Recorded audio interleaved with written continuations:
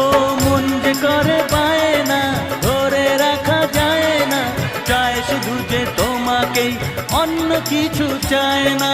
জানাই তোমাকে তা দুটি চোখের ভাষা,